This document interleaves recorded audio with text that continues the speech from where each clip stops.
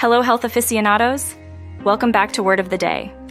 Today's term is immediate auscultation.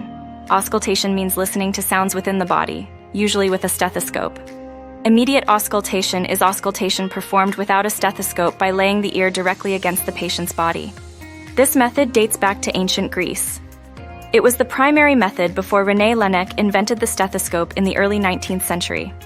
Laennec's invention revolutionized how doctors listened to internal sounds. It improved clarity and hygiene.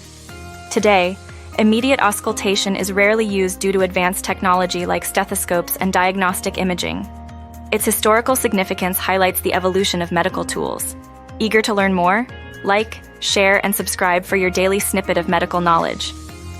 Have a term you want to understand? Comment below or contact us at 801-816-1010.